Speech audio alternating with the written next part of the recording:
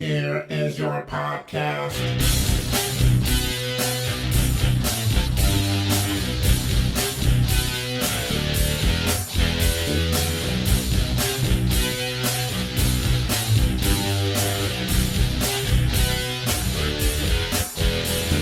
You know, I've been doing this show 9 years. In the beginning, it was great. I got to show up and just talk and leave. That was fantastic. But now Mex sends me this theme song, tells me to put my own voice in it. Lily shows up. She doesn't produce a goddamn thing. All she does is laugh, turn around, and go home. The only thing I don't wind up doing for this show is listen to it. That's your fucking job. Hey, what's happening? Mike Schmidt, 40-year-old boy podcast. It is the first show of year 9. What? Year 9. And let me tell you this, here's a bulletin for you. Lily got her period. So I want to make sure you guys share in the glory of that announcement that I just had to have foisted upon me in my very own living room. And I will be honest with you, I don't know full details. I don't know if it just arrived now, like when she walked in the door and it said, hello, how you doing? But the good thing is we know that, well, perhaps year 9 will be the year Lily goes through the change, but it's not starting now. She is all woman still. Not that you're not a woman once you go through the change. Look, I'm not a doctor. I don't know how that works. I'm not sure if you turn off the spigot, all of a sudden you're no longer a lady. Like, I mean, I couldn't tell you. You stop getting your periods and you grow a dick. That's how that works. Whoa. Well, this explains a lot of crankiness from a lot of ladies that I've run into over the years. I'll tell you that. Because, I mean, I got one of those and I'm a jagoff. Like, I mean, I know how terrible I am and fuck me. So yeah, that just happened. Lily just immediately just proclaimed it, like the Proclaimers, and she walked 500 miles to have her period, believe it or not. I proclaimed it. I think I just mentioned it in passing. I think you dressed up in robes and planted a flag in my living room. I don't think I did any of that. A white flag with a red sun on it. Very Japanese, very Japanese. I really think so. That's what that flag was. And you just decided to say, hey, look, I got my period. And I'm like, this is all right. I don't think that's exactly how it happened. You and I have very differing ideas about how this has happened, but I was here. I was here for my part, certainly, and I know what happened. I was here listening, and I experienced it. There were a couple trumpeters. I made Certainly. an announcement. There was a midget. Is that how you see it? There was a midget who had a maxi pad on a pillow. Check that. It may have just been a maxi pad. I don't know. I didn't see that. I don't know what you're like. I don't know what your flow is. I don't know what your cycle is. You want to know? I certainly don't. I think you seem to want to talk about Let's it. talk about this. Let's talk about your period. Hey, you know what? We're changing the show for year 9. I'm going to go straight up like weird Dr. Oz and Dr. Drew. I'm going to talk about weird like sex, but also like medical stuff. Let's talk about boils. Who's got a boil out there? Give me a call right now. Dial me up at 888-555-BOIL. Did I really say I got my period, or did I say the baby died? 'Cause No. that's usually what Yeah, I it could say be one or the other. jokingly. Yeah, no. Yeah, believe me, the word period was, maybe you said the baby died, period. Perhaps you did that. In which case, I don't know why you wouldn't use an exclamation point. Oh, well, you know. Punctuation matters when you're telling me about the death of an infant. Not so much an infant. Really? Oh my God. Well, then see, now that's a problem. If I have an infant in there, we do have a problem. Well, I don't know. If you're carrying an 8-year-old to term, then we've got a serious problem. Which way are you going? Oh, you went zygote. You went just like little speck. Yeah. Oh, okay. You're just like, hey, I'm just tomato soup. Natural life died. I Life see. did not. All right, you were going like fucking Bloody Mary, and I was just going full on baby. Like, I mean, I don't. Wow. Well, you were still in the beginning. You were just like tomato soup, and I'm just like, no, fuck that. I think you've got a full on like a little Betsy I Wetsy can't in wait there. to see what is the opposite of tomato soup? Well, when ladies have babies, they full on. What a baby. There's what do you say in this context? Yes. If it were a tomato soup, but instead of being the period, then it would be the baby, which would be the what is the food product equivalent to the baby? If your period is tomato soup, I want to know what that No. I was saying a baby was tomato soup in the beginning. Because that's what you were talking about. I'm not calling a period tomato soup. That's fucking weird. Who does that shit? No. I thought that's what you meant, and I'm like, No. oh my god, he called a period tomato soup. What am I, 7? No, not at all. What I meant was because you were talking about, I said you had a baby in you, and you're like, well, it's not a baby yet. So I said, oh, it's still the beginning, so it's still tomato soup. But then it turns into a baby. But tomato soup doesn't turn into a baby. Tomato soup would turn into. No, because there's a little guy in there. He's swimming around in his little zygote pool, and he's like, yeah, he's doing the backstroke, waiting to turn into a baby. It's a clump of cells. Yeah, tomato soup. Okay, I give up. You got a I little. got my period. Yeah, there you go, folks. That's the bottom line of this entire show. That's the way I said it, but okay. I think I have my inputs all turned way the fuck up. Again, let's talk about that in year 9. Let's talk more about my inputs. Well, we've done enough talking about your output. Let's put it that way. So there you go, folks. That's how year 9 starts. Lily's got her period. And with a bang. Or actually, well, no, without a bang, I guess, if you got your period. This year's starting without a bang. Because it's not like your whole period stops if you wind up getting banged, right? If you got a baby, you do. Because then that gets all turned off and then it goes into baby carrying mode or whatever the fuck. You can still have sex when you're pregnant. Oh, yeah. Yeah. I'm aware of that. Yeah. I have not done that. At least as far as I know. Ladies? I have not. Yeah, I have not had a sex with a pregnant person, as far as I know. I've had a couple of scares. There was, we had a couple of cans of tomato soup on the shelf, and it turns out we had to throw them out. So there you go. That's happened in my past. Tomato soup talk. TST. But I know you're supposed to have. We're not supposed to have sex with a pregnant person, but like they get all like excited and all that. And they look at me. I don't know anything. Yes, we get pregnant and we get excited.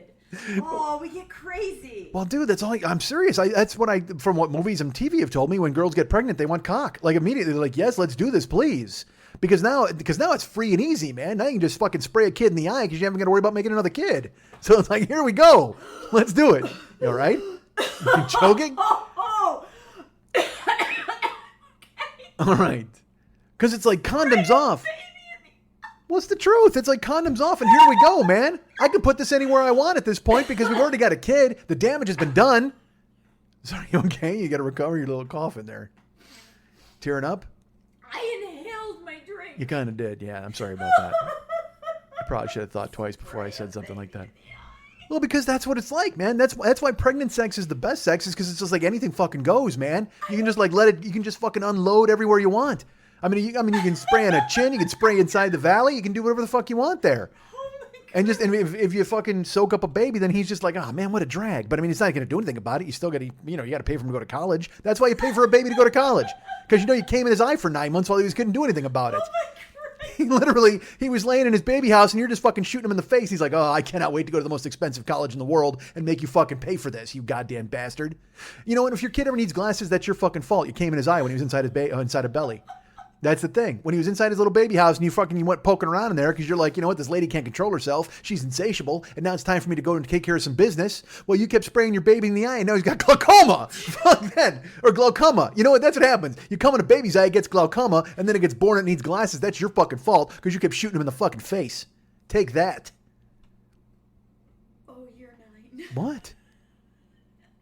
Do you not know how baby houses work? I'm fully aware of how baby houses work. I have quite a bit of experience with baby houses, believe it or not. They've been vacant at the time, as far as I know, as we've talked about earlier. But I know how zygotes and all that, the whole fucking swimming pool works and how the whole thing works. You know how the swimming pool The of life whole, works? I know how the whole jumping off point works. I know where X meets O, and there's a wham bam slam, and you got a double glam slam chromosome, and then boom, we got life. I know how it works, baby. I know all about big vagina bang. I got it all squared away in my brain. Yeah, I know exactly what happens, and I've avoided it to this point. Like I said, and I might not have bullets in the gun. I'm not blaming the ladies. Okay, I have sown seed, and I've thought to myself, you know what? Let's go ahead and have some babies. Maybe we'll go ahead and make this leap. But perhaps, I'm shooting unleaded. I don't know. Perhaps I'm decaffeinated. Perhaps I'm something else that would mean that I don't have any potency. I don't know how to put it. I know stuff comes out. Maybe it's the wrong stuff. I mean, I can shoot it across the room. Maybe that's what it is. Maybe that's why. Because I shoot it from across the room and shoot it in. It's like a fucking carnival game. When I fuck somebody, it's like skee ball. I back the fuck off and I shoot in the air and try to drop it into the vagina. That's how it fucking works. Wow, that's Yeah. visual. I just back the fuck off and then, get a couple of strokes and then doop, right there, right in the 100 hole. Boom! Give me those tickets. I'm getting a spider ring. Yeah! You're goddamn right. That's how I take care of business. I'm fucking it, and then I back up and I just stroke, shoot, loom, and I just fucking hit a 3-pointer from distance like Steph Curry. I turn around and I stare at the crowd, and then they give me a bunch of tickets and I go get a fucking Lord of the Rings pencil. Yeah! Sex is not good unless it's like a Chuck E. Cheese extravaganza. I gotta have a fucking bear with a clarinet playing. I gotta have the whole fucking nine. I gotta have that band going. A bunch of fucking kids running around outside the window. That's how I do my damage. That's how I take care of business. Oh, fuck. How is this any different from year one? Literally, I don't know how it has. You would think in 8 years I would have changed or something would have been better by this point, but no. It's still an idiot talking. Like literally for 9 years, you've listened to an idiot talking. How the fuck have you done that, folks? I don't know. I can't explain it. I'm happy, certainly. I mean, I don't know what has, if you want to look at the progress of my life, nothing really has happened. I mean, I've just been hamster wheeling the shit out of this with a microphone in it, and that's fine. We're still where we are. I'm still here with my great friend Lily. I just don't happen to be, well, I mean, first of all, this show, when we did it, I recorded in Ventura because I had to drive all the way out to fucking Eric's joint, and then I was with you at your place, and then you wound up leaving your husband, and then I had to go to your other place. Yeah, I left him. Well, things happened. He left me years before that. All right. Well, there was certainly some sort of schism that I don't care to go into at this point. Perhaps if we have a Lily podcast, we can discuss that then. I have. Oh, well, where can people find that? I think it's on the Fuck You podcast. Is it on Period Talk? I think it is. Possibly. It's on. Period Talk. It's on the Red Circle with Lily Von Stupp. You can go ahead and. Circle. It's called Lily Von Spotting. You can check it now, and it's there. And Why is it not Lily Pad? oh my God, it's got to be Lily Pad, right? How do you talk about that? It's the Lily Pad podcast. Yeah. All right, dude. All Period Talk. Why are you not doing this? Look at that. Look what we just did. We created this in year 9. I need another offshoot. I need a spin-off. We'll get that on the network. Cramp Talk? Well, good for you. I look forward to your period show, and I hope I can be on it at some point. We're doing my period show right now. Well, I'll tell you this. I think if we've learned anything in the first whatever minutes of this goddamn show, it's that I know all about periods and ladies. So I am the guy you definitely want to talk to.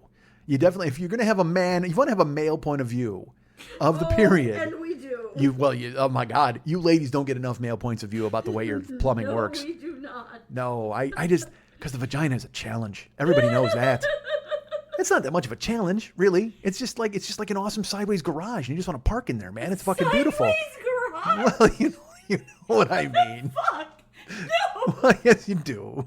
I do not. It's so perfect. Anyway, so, God damn, I love vagina. Sideways garage? Yeah, because you're going to park in there. You're just like, yeah, I cannot wait to pull in there. It's just, because you know what? Here's what you got to do. You got to pretend that your face is a Maserati. You got to pretend that your face is a Maserati. It's a Maserati. It's a Getting Hottie. It's a Maserati. Maserati. Maserati. That's a fast one, too. The damn thing's turbocharged. Oh, my Christ. So, I think I see a garage. Well, wait a minute. The damn thing's open. Oh, no. Get in there. Is my baby alive? Or has she been wangoed to death?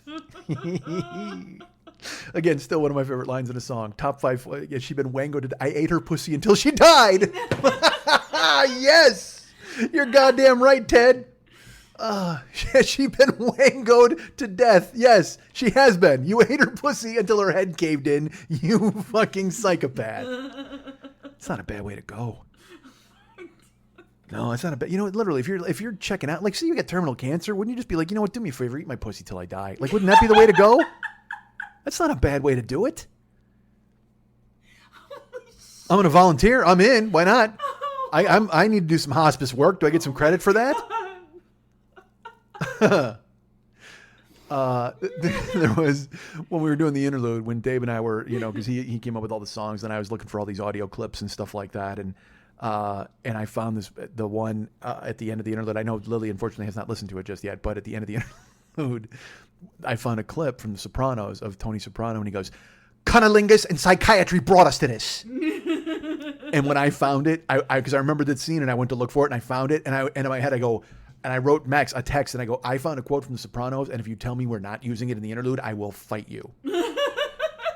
And he's just like, yay, whatever he says a million times. And then when I played it for him, and he's like, well, I don't know where that fits. I go, I know, I don't care. I don't give a fuck if we play it in the beginning, the middle, and the end. That fucking quote, "Cunnilingus and psychiatry brought us to this." Just fucking Tony Soprano with the voice, because he's so fucking pissed that he made fun of Uncle June and it started the goddamn war. Who cares? But yeah, so I made it the button. It's the button on the interlude, like right at the end of the fucking thing. It's just it's the last thing you hear. And I'm just like, yep, that's where we're at in year 9. Cunnilingus and psychiatry brought us to this. It brought us to year 9 of a fucking podcast. Year 9. Jesus Christ. I've lapped the medium. Podcasting's only been a thing for 5 years. When did cereal start? That's when the chick invented it, right? I was just talking to my living room until then, man. Fuck, all of us were just spinning our fucking wheels until she said, hey, I'm going to do a cereal podcast about a murderer. Everybody went, podcast cereal? What is this talking now? So I'm like, well, I literally have lapped the medium. I've been doing this twice as long as it's been a thing. You're making a face. Well, I don't know. I wish there was a documentary that would give us more information about podcasting.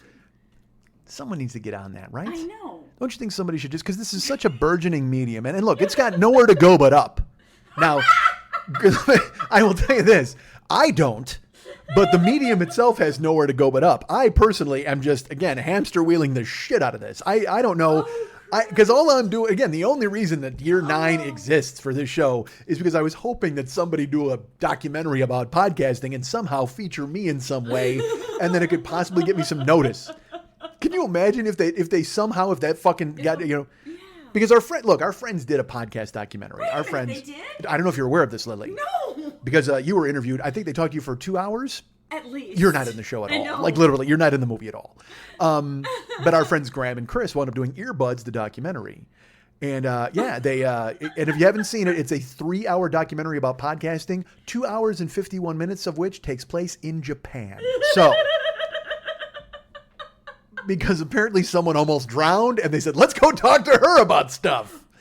I guess she almost drowned in the tsunami, and then she was listening to a podcast, and then Dave Anthony, of all people, made her feel better about herself. Jesus Christ. That, you know what? That's, someone should make a documentary about that. Dave Anthony made somebody feel good about something. By all means, you should go ahead and make a goddamn, because that's a miracle of modern fucking science. Christ. Holy shit. Dave Anthony is the human equivalent of an umbrella in the eye. Like literally just a poke. Like not even like an open, actually fuck yeah, an open umbrella in the eye. Not only did he jab it in your eye, then he opened it and it fucking unfolded out. And Dave's my friend. Oh, fuck. But he is just human vinegar. So they made this documentary, of course, this Podfest thing, and they went and talked to, what the hell's her name? Japanese Joan. That's not it. I'm pretty sure that's not it. I don't think it's Japanese Joan.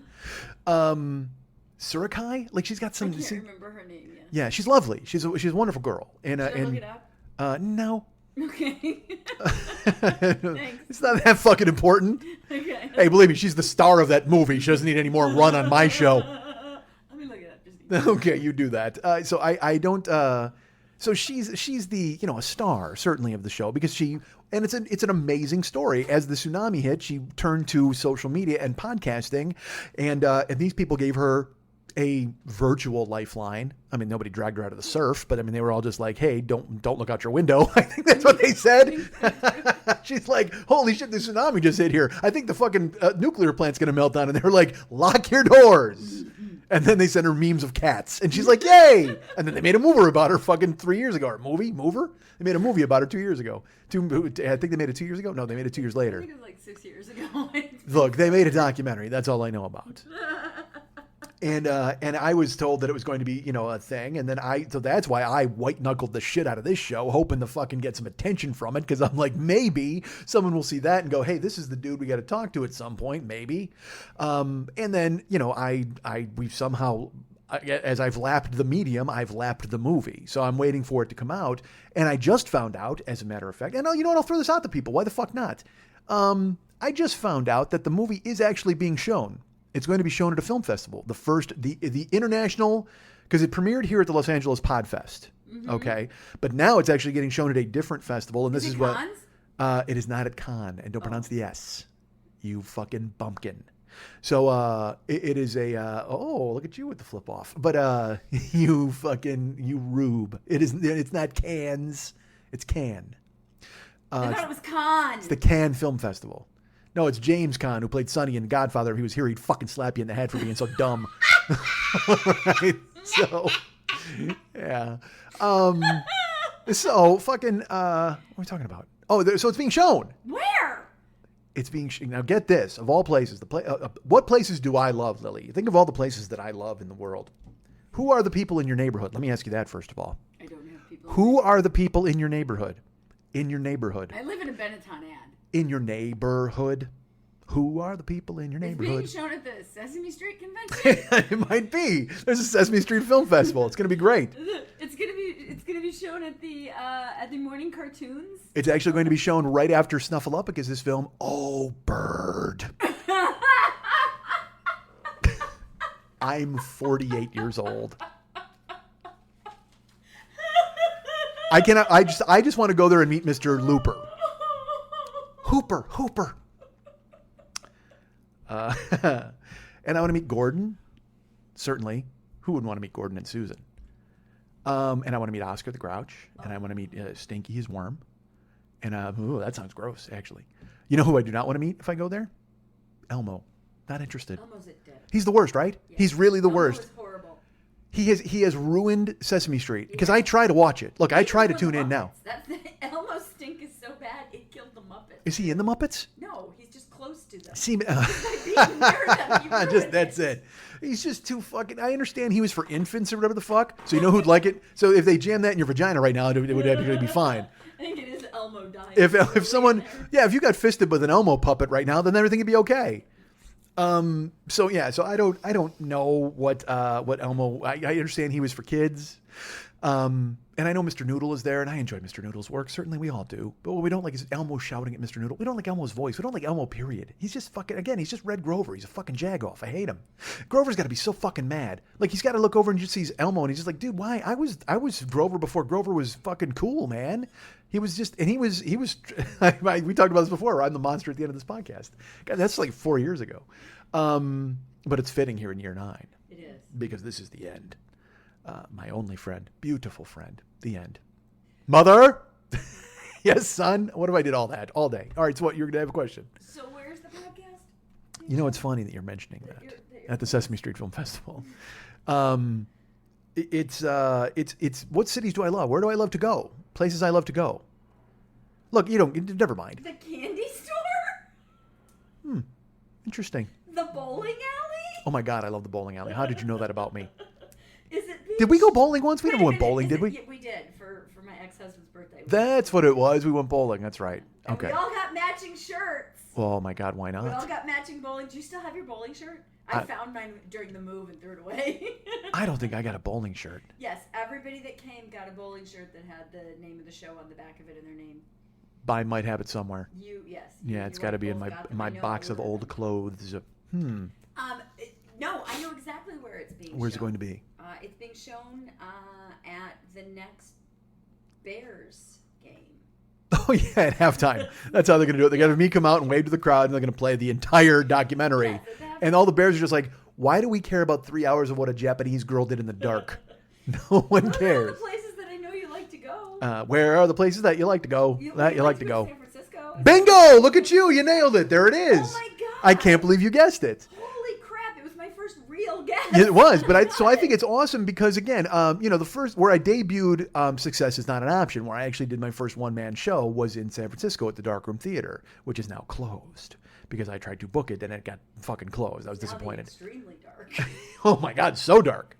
So it's being shown at the San Francisco. Now look, I don't know if this is right. International Film Festival or That International. means that they allowed films from other countries to be submitted. I think what it That's all means it is that if you have a Japanese person in your film, they'll show it. I think that's all it means. So that's how they got in, basically. They were like, it's the International Film Festival. They go, well, we got like a Japanese girl in distress. Done. Put it in. It's in the festival. So Graham wrote me and he's like, hey, dude, I just wanted to let you know that the festival, the show's premiering. Like the movie is being shown at a festival. And here are the dates. So I'm throwing this out to you guys and see if you care or if you're interested or if you're not or whatever the fuck. I don't know.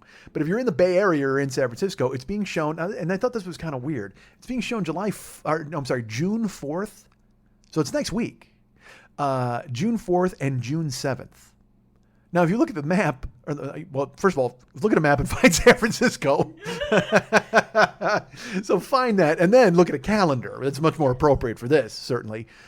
June 4th, they're showing the, I think that's a Saturday. Yes. Or no, a Friday. That's a Friday. Because then it's being shown June 7th, which is a Monday. Yes. Like what Do you film? not know how film festivals work? Well, shouldn't they encompass the weekend? Yes, but you may not be shown every day. But why is there a Monday? It should be Friday, Saturday, Sunday. My point is there should not be a Monday. Festivals will go from like a Wednesday to a Wednesday. And you'll have the opening night party, and then you'll have like the shorts, and then you'll have the this, and then there's usually 2 to 5 screenings of each film, depending on how big the festival is. Really? So it'll go a full week, so that you have more than one opportunity to see it, because they're hoping more than the 80 people that can fill a theater come. Well, yeah. So he said it's June 4th and June 7th. Awesome. And then he said, hey, I just want to know if you'd be up for coming up for a Q&A. Now, here's what I said to him, because I'm a nice person. But I said to him, I go, look, I said, that's awesome. Congratulations. I said, I'm not looking for a handout, but is there any sort of accommodations? I'm sure they're not covering travel. I go, but can we all caravan up like at the same time? And Graham wrote me and he goes, nah, festivals don't pay anybody for anything. And our car's already full. So if you wanted to come up, it would just be kind of on you. And I understood that. Yeah. But it absolutely meant that there's no way I'm going. I mean, that's just not going to happen. I can't, because again, I've tried to get hotel rooms in San Francisco on short notice before, and those are fucking $250 a night. I can't fly in because that's like a $200 round trip. Why can't you stay at a listener's house? Who the fuck wants me in their house? How about if I stayed at a listener's baby house? Now hold on, now we're talking.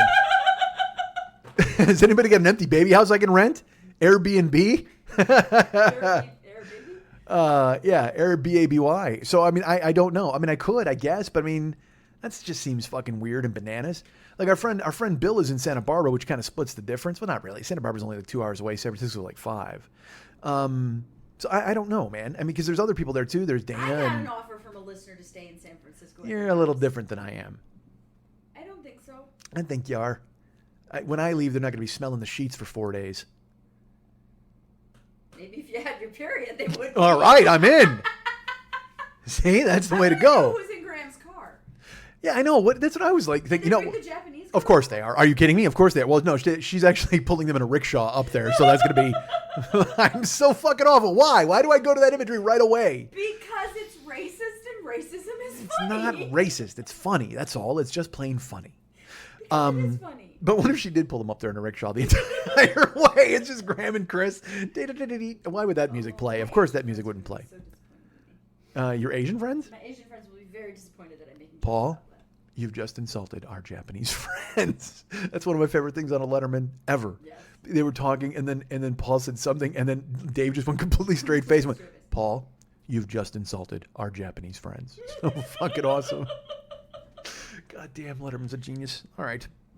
So I put it to you guys. You want me to go? Should I go? Should I not go? It's June 4th. I've missed a lot of things. Like some dude wrote on my Facebook wall yesterday, a guy named Chris, and he's like, hey man, I'm in Oceanside. And, if I wanted to go to see the Staples Center and go see a Dodgers game in Chavez Ravine, could Mike Schmidt be my tour guide? And so then I wrote him and I go, well, Oceanside's about 80 miles from me, so you better start walking. I said, but send me a direct message and we'll see what's up. And he never messaged me. And then he went to the Dodger game, like without me. It's like, dude, I was here. Like you could have fucking, I'm not, I was ready. I don't. Did you check your other folder? Ooh, no. Is there an other folder? There is on Facebook. There's a whole folder of stuff you probably never had. No, bullshit. You know what? I know exactly what you're talking about, and here's why. Get this nonsense, man. This is fucking crazy. I probably shouldn't even talk about it, but who cares? Whatever. I go on my fucking Facebook, and I get another message, right? And I see the name, and it doesn't do anything for me because you can't click on it because then they're going to know you read it, that sort of thing. And then I have a friend request from the same person, and I go look at their page. Holy God.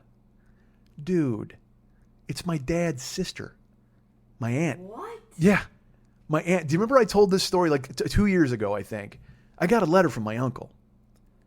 I got a letter from the government the other day. I opened and read it. It said they were suckers. They wanted me for their army or whatever. Picture me giving a damn. I said never. What if I did the whole song? I got a letter from the government the other day. I opened and read it. It said they were suckers. They wanted me for their army or whatever. The line is so great. I got a letter from my uncle the other day. I opened and read it. He said he was a sucker. No, so 2 years ago, my fucking uncle on my dad's side wrote me. And it was just this, in crotchety old man handwriting. Hello, how are you? I hope things are fine. Remember when I hated you as a child? Well, now I'm dying. Come be nice to me. Whatever the fuck. I don't even know. But it was like, hey, I wondered where your brothers are and how's everything going with everybody in the world. And shut the fuck up, Uncle Bob. Okay. I mean, you hated me as a kid. You were a guy whose mustache always smelled like booze. I mean, I don't want nothing to do with you. He's just that guy. Again, That whole side of the family. I've told the story in here. I almost fought my grandfather. They were fucking mean. They were terrible. They made us eat butter sandwiches. They favored our cousin. Fuck. Terrible. It was an awful time. And something I always hated to do. Hey, we're going to Wisconsin to see your grandparents. Fuck that. That's going to be awful. The only good thing about it was like they lived in Kenosha, like just outside of whatever. And they had a house on the corner, like a lot on the corner. And it would be hot, and but there were no other kids in the neighborhood, so it would just be me and my brothers. And we were just monsters. We were just these little, this roving street gang. Yeah, I wonder why they hated you. Well, because we had nothing to do. So we just have wanton destruction. We'd literally just throw rocks. Literally, you ever do that? You ever just spend an afternoon throwing fucking rocks at anything that comes by? Any mailman, any cat, anything at all, you're just fucking whipping rocks at it because you're just like, I hate this. I hate everything. I don't want to be here now. So everybody's going to be fucking miserable. You just brought me here. I'm you know what I am? I'm Dave Anthony right now. I'm just going to be a fucking umbrella in the eye for the rest of the goddamn night. But that was it, man. It was just, we hated it. So me and my little brothers, and Lenny too, we would be this fucking little roving youth gang. And we had a cousin. I had a cousin there. I've talked about him on here named Chris. And dude, Chris was 11 and he was a torch. I mean, we totally knew. We knew. We were like, that dude is because he was so girly and he was being raised by ladies. And it was just like, this guy just likes to be chugging cock when he gets older. And we know it. Which is not a bad, but that's not a reason to not like somebody. But when you're a child, he's the other. He's different. Yes. And he got his way all the time. So because he was raised by these ladies, he would literally kick his feet and scream. He's 11 or 12 years old. And it's like he would throw these baby tantrums and cry like if you used his favorite fork. Now, granted, I was using it to stab his parakeet. However, I was bored. In deference to me, I was fucking bored. Dude, they had a stand-up shower. With no bathtub. Their house was it wasn't a trailer, but it was like they built a house and went, hey, make it look like a trailer inside. That would be fucking great. Because they didn't have doors. The bathroom, nothing had a door. They had these fucking things that were essentially like Venetian blinds, and you'd close them and snap them in a snap, like you snapped your pants when you were a kid. Yeah, they didn't have fucking doors anywhere in the house. No bedroom, no bathroom, no doors. Fuck that. They weren't poor. Yeah, they were poor. They could keep my dad in whiskey and sorrow. I mean, fuck that. Do something. That is expensive. Yeah. Well, it would certainly turn out to be expensive because you had to pay for his funeral too, you motherfuckers.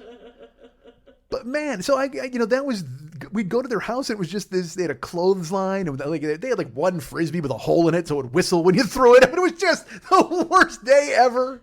Just so bad. And Chris was my cousin, and we hated him. I mean, we just fucking hated him because he got his way all the time, and he would do he would do shit, and then he would blame us, and they would say, oh, well, I can't believe you guys did that, and we'd be like, none of us did a fucking thing. What are you talking about? We didn't want to fucking be here. I'd go hide in the bedroom. I'd slam a door if I had any satisfaction, but you got no fucking doors. They had a shower that you stood up in, and I was a fat little kid. So, I mean, I'm trying to get washed in there, and my elbows keep banging into shit and stuff. And I was like, oh my God, dude, it was just a terrible, terrible time. And my grandmother was decent. She was a decent person, but she was just bogged down by life and just these, my grandfather was a terrible man, and my aunt, and they were just this clan of terrible, fucking awful people. And then my grandmother, who was just kind of like, yeah, I live here with all these people and I hate it. But she would try to be nice to us. She would generally ask what we wanted for dinner. And then my grandma would be like, no, you're making this. He wouldn't let her be nice to us ever. We were just, they were German and fucking terrible.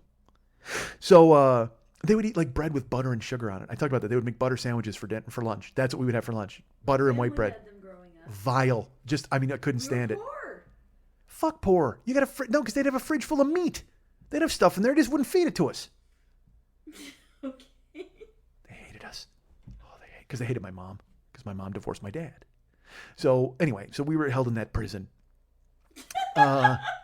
And then my uncle, he writes me 2 years ago, and he's like, hey, man. Really? Hey, man, haven't seen you since your dad's funeral. What's going on these days? Well, still haven't gotten over it, but I'm glad you took time to put pen to paper. You fucking jagoff. 35 years later. Yeah, 35 years later, you're writing me out of the fucking blue. Hey, remember when we put your dad in a box? That was a fun afternoon. So what's going on over there in California? I hear you're a comedian. I'm glad you're able to spin some of the sorrow of your youth into a fucking career, sort of.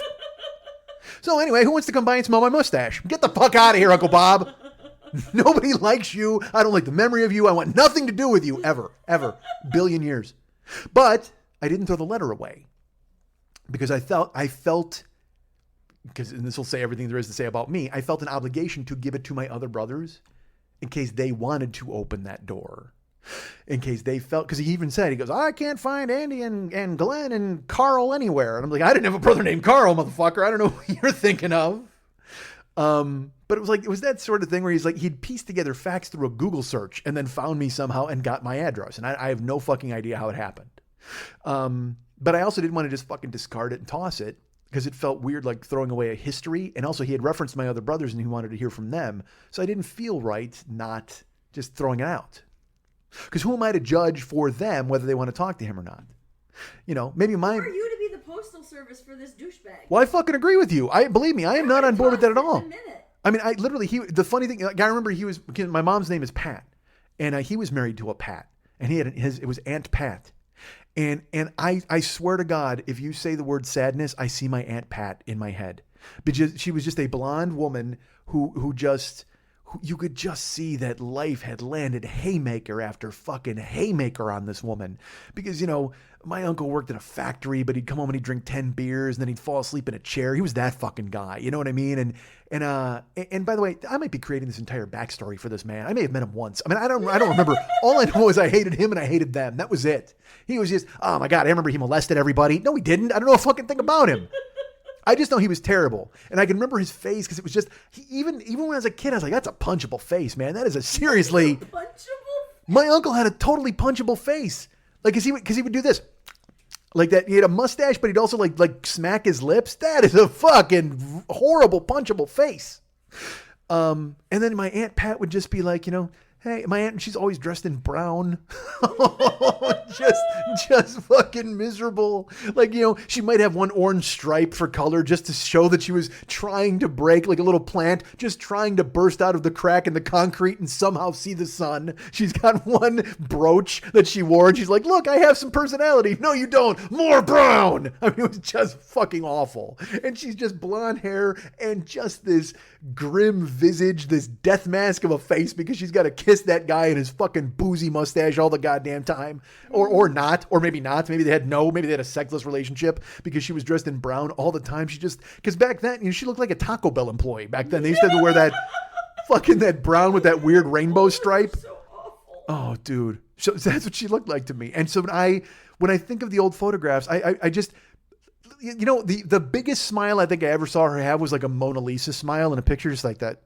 Like almost, like she just went, you know, I got to give some kind of effort here because otherwise they're going to steal my soul with this photograph. You know what I mean? Just curled up like one side of her face and just was like, yeah, hi, I might have had a stroke. You know what I mean? She's just, because she lived with a stroke. Literally, I have had a stroke. For 18 years, I've been married to this fucking stroke. So I mean, man, so I didn't, that side of the family, fuck them. I wanted a bomb to hit them. I wanted all bad things because then we went up to get my dad's stuff. Then we went up in a fight and there was a goddamn, you know, they tried to keep my dad's Navy uniform. And again, the dumbest thing in the world, I don't want my dad's Navy uniform. What am I going to do? Put it on? I'm my dad. I mean, no, I don't want it. Am I going to hang it in a shrine or in a place of honor? Fuck no. I'm sure my dad drank his way through the Seabees and got the fuck out and died. I mean, that's all he fucking did. It's not like he was decorated with honor. Fucking President Truman didn't put the oak cluster on him or anything like that. He was building bridges in the fucking Cuba, and then he came home and he's like, yeah, you like my haircut? Where's the beer? I mean, like literally. So I didn't even want his stuff, but my mom wanted us to have his stuff, so then we went to get it, and then when they didn't want us to have the stuff, we hated them so much, it all boiled over into a rage, and I almost punched my grandfather in the face, and I wanted him so bad. To this day, I want to dig him up and punch him in his skull. Like literally, I wish I could dig him up like in a fucking Bugs Bunny cartoon and play his ribs like a bone xylophone. I fucking hate that man. Hate him, hate them, hate everything about him. And then here's my uncle with a pen. Hey, how you doing there, chum? Hope things are good on your side of the world. Fuck off. Really. So I open up my face. So I get a text from Lenny. First of all, I didn't even check my fucking Facebook. I get a text from fucking Lenny and he's like, dude, I got a text from Aunt Laura on Facebook. Or no, I got a note from Aunt Laura on Facebook. And I was like, I didn't even answer it. I was like, that's fucking weird. And I hadn't been on Facebook in like 3 days. So in my head, I'm just like, man, and so I wrote him, I went, oh, like literally, oh, period, my period, God, period. I go, I haven't been on Facebook in like 3 days. I don't know if she's contacted me. I go, I have no interest. And he didn't answer because he's in Greece making people laugh on a boat because my brother carved out a niche for himself and has a career. I guess I have a career too, right? They're showing my movie in San Francisco. If I can somehow get fucking Mr. T and Tina to get me in the rickshaw and bring me the fuck up there. Sorry, we're all booked. By the way, I just referenced that show from 1977. That's how old I am. You know when that show was on? I think I actually watched it in my grandparents' house. Like I had just taken the shittiest shower in the world, and then I snapped the door behind me and I watched the show in Chris's bedroom, not letting him in. I can remember playing in his room and like he'd like take cars and he'd be like, "That's my car," and he'd like snap the car away from you. And we were all monsters. Like me and my brothers were all, we'd lived a life of horror. You know what I mean? We'd lived in cars and basements. And so we will eat our young. Like we didn't play that shit. And he was coddled and, he was just this little rotund, chubby fucking kid. And he was, again, totally half gay. I mean, like, and we knew it. And again, it wasn't a problem. It's just, he was so different from us. Yes. And I was fucking 11. What do you want me to do? So, I talked about that because of Mr. T and Tina. So I then went on Facebook and after a couple of days, and sure enough, I had a note. Well, first I had a friend request from her, and then I went and I opened up the messages because there were people who had written me, and then it had in the other, it said parentheses 1, and then I looked at it and it was from her. She sent me a note, and I didn't read it. I was just like, fuck, I don't even, because there's that weird, like, I want to read it just because I want to see what horrible bullshit she could possibly throw my way. You know what I mean? I've got the mumps and I'm dying. It'll be nice to see you once. I mean, I don't even want to know what kind of ridiculous, I'm going down for the third time, please put a boat oar out and save me type of bullshit she's got out there for me. And then I wonder if that's right.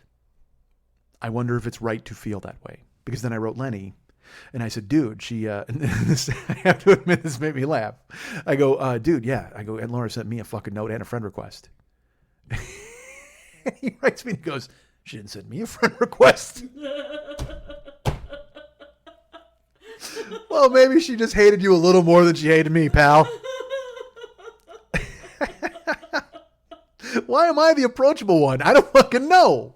My uncle writes me a letter. She sends me a friend request like, hey, because believe me, if you know anything about me, I'm not the door to walk through. I'm not the guy who's going to let you in. I'm not the one holding the fucking skeleton key and goes, hey, you know what? Let's welcome you back into everybody's life. No, are you kidding me? I'm fucking Idris Elba with the fucking weird spear at the fucking gate of Asgard, and you're not getting past me. It's not happening.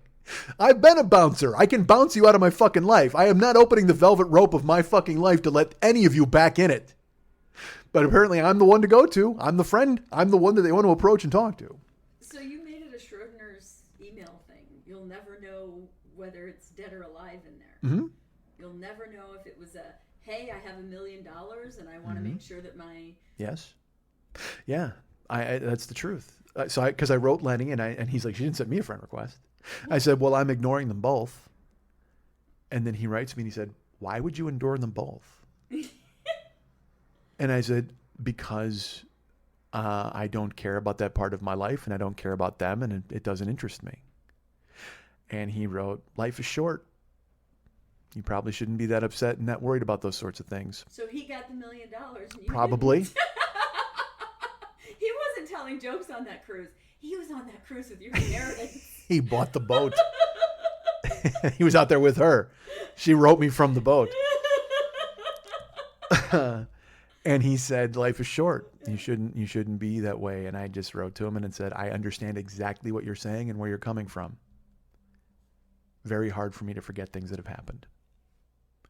And I don't know if that's right. I don't know if I'm supposed to provide comfort for this person in her twilight years, because I will tell you this. I went to her page on Facebook, of course, just to kind of get the lay of the land or whatever. And my cousin has died. I don't know when, So because then I wrote that to Lenny and I said, well, Chris is dead. And he's like, where'd you see this? He goes, so he sent me the picture of her with Chris. She has a picture on her thing. And by the way, she put a rainbow flag over it. My instincts were pretty fucking good when I was 11. I got news for you. If you acted gay when I was 11 or if you grabbed my cock when you were 11, I knew you'd grow up to be gay. All right, so there you go. I knew that about you then. So they, he sent me the picture and I said, you know, Chris he's dead. And he's like, how did you see that? I go, read the comments underneath the photo you showed me. Because everybody was like, this was my favorite photo of the two of you. He's looking down at us now from heaven. He's doing all these things. And I'm like, yeah, she's looking down from heaven because he wants to make sure nobody's touching his Matchbox cars.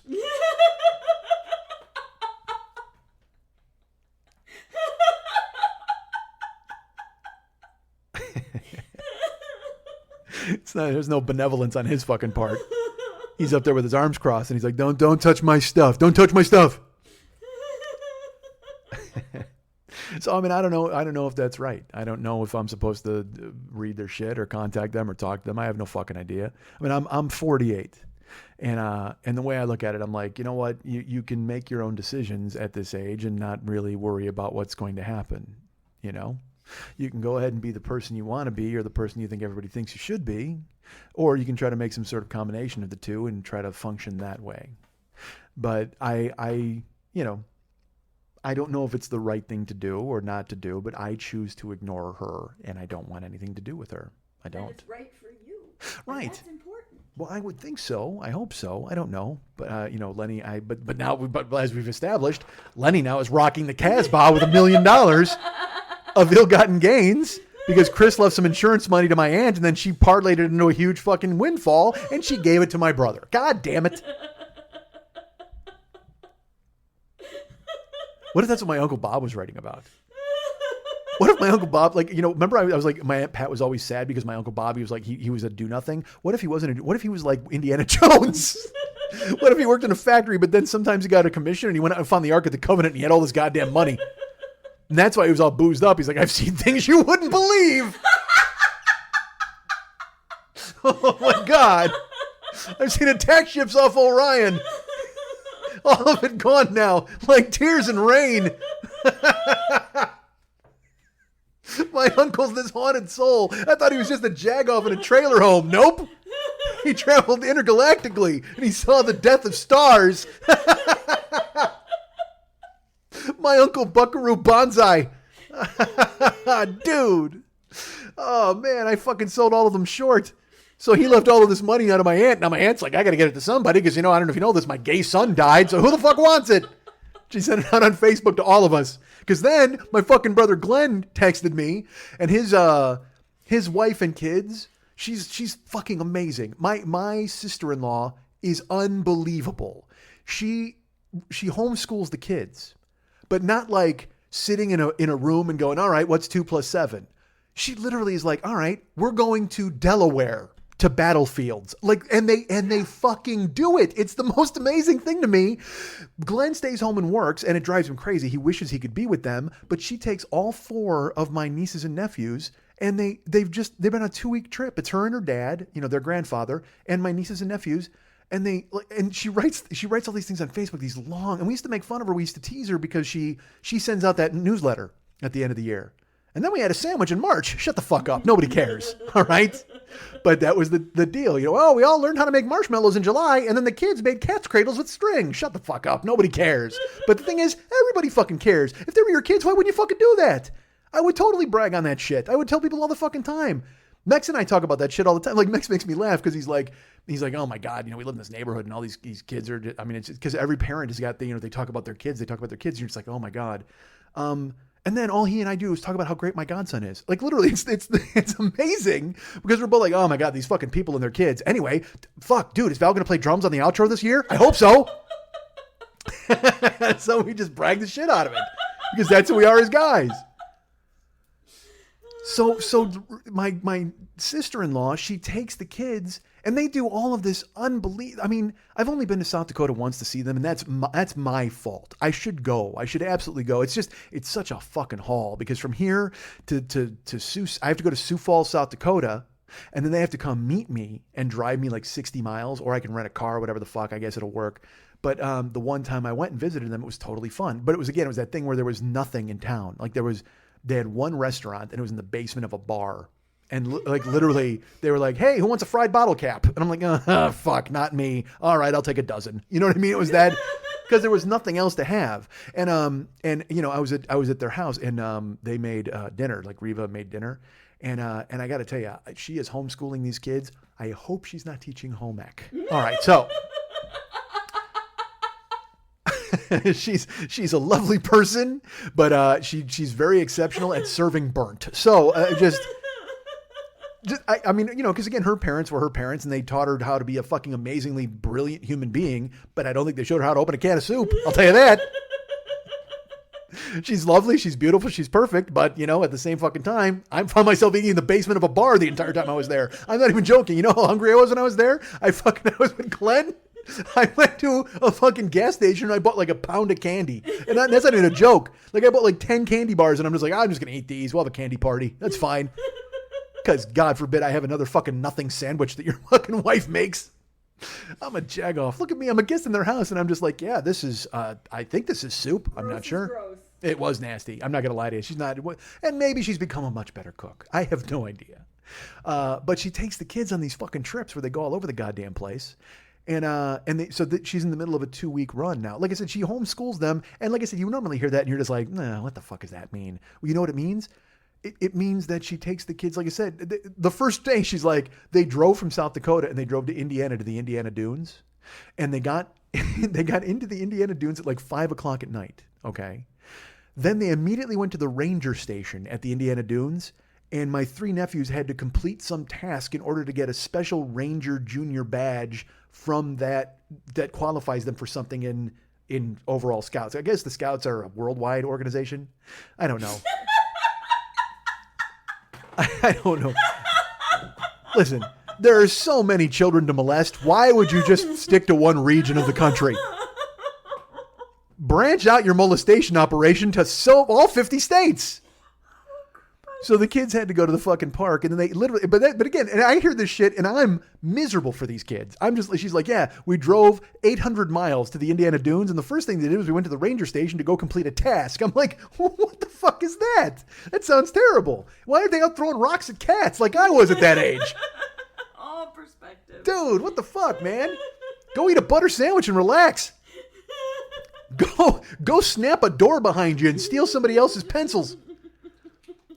But no, man, so they fucking do this like ranger bullshit. And then she's like, and then we hiked to the top of Mount Hood, which is the tallest point of the dunes. And then we watched the sunset. And then we went to the hotel. I don't know what the fuck. And then they went to the hotel. And then she goes, yeah, then we hit the hot tub and we swam in the pool. And the kids are now wiped out. It's 9:30.